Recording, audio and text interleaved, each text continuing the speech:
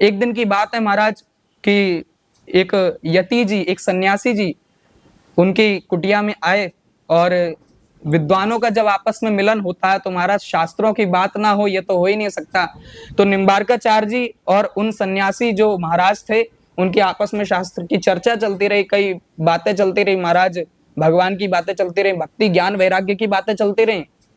और इतने वो लोग बातों में मग्न हो गए, शास्त्रों में मग्न हो गए कि देखा ही नहीं, और शाम हो गई।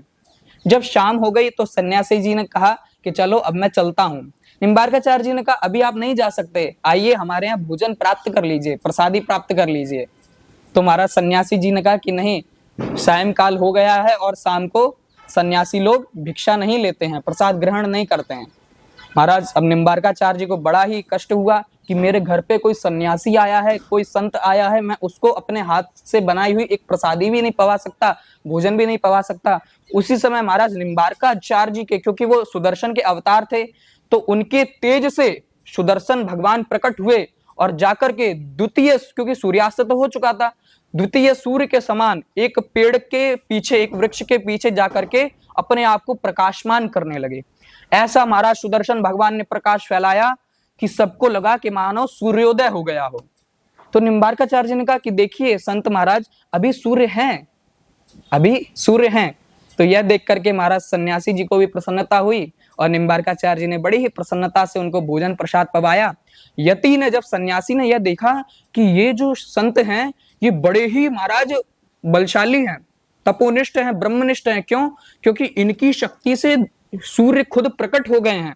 तब उन्होंने उनका नाम निम्बार्क रखा। उन सन्यासी जी ने निम्बार्काचार्य जी का नाम निम्बार्क रखा। क्यों? निम्ब यानी नीम के वृक्ष के पीछे अर्क यानी सूर्य के दर्शन हुए हैं, और किसकी वजह से? श्री नियमानंद जी के वजह से, इसलिए उनका नाम रख दिया श्री निम्बार्काचार्य जी।